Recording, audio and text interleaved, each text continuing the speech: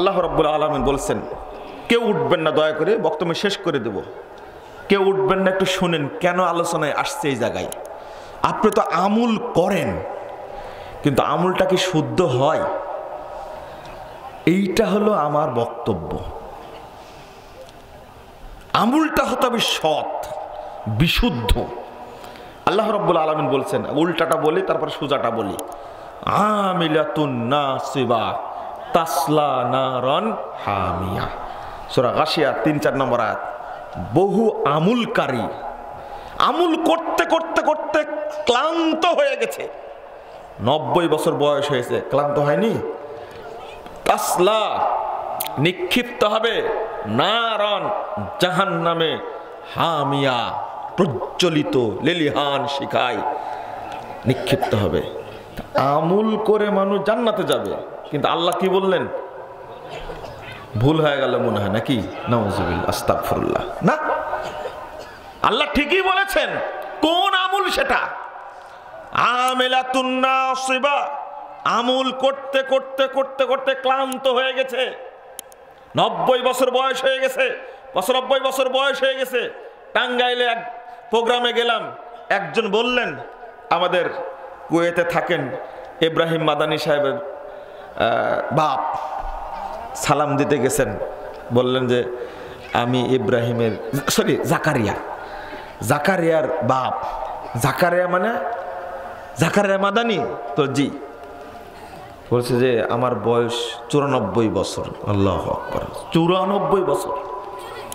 তো জি, ৯৪ বছর। তাও মুরব্বির হাতে লাঠি নাই, হেঁটে আসছে, ৯৪ বছর বয়স। কত আমল করেছে জীবনে। আপনাদের মধ্যে অনেক আছে না, ৯৪ না থাক ৮৪ তো আছে, আছে না? ৮০ তো আছে, ৭০ তো আছে। তো একটা আমল করতে করতে ক্লান্ত হয়ে গেছে, কিন্তু তাসলা নারান হামিয়া। আপনি বলবেন কেমন কথা, আমল করে জাহান্নামে যাবে মানে? জি, সূরা ফুরকান ২৩ নম্বর আয়াত খুলুন। আল্লাহ বলছেন, অকদিমনা মা আমিলু মিন আমালিন ফাজআলনাহু হাবাআম মানসুরা। তারা যে আমলগুলো করেছে, আমলগুলো দেখার জন্য আমি আল্লাহ যাব, অগ্রগামী হব। কে বলছেন? আল্লাহ।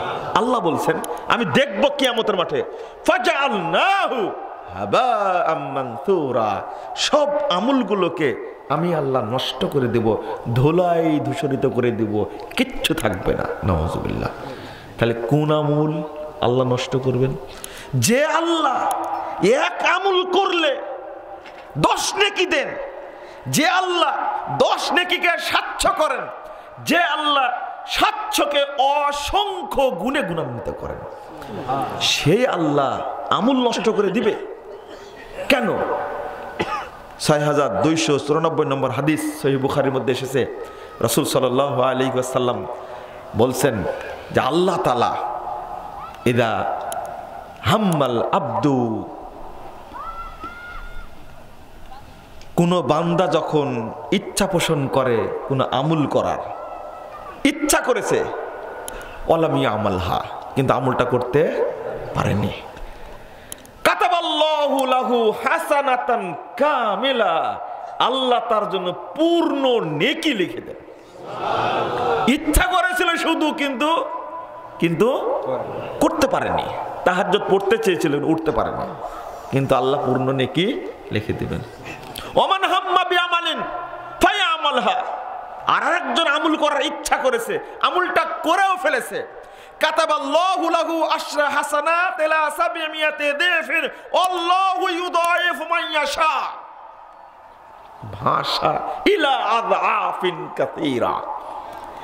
যে ব্যক্তি ইচ্ছা করেছিল এবং আমল করলো, আল্লাহ বলছেন তাকে আমি ১০ নেকি দিব, ১০কে ৭০০ করব, ৭০০কে আমি ইলা আযআফিন কাসীরা অসংখ্য গুণে গুণান্বিত করব।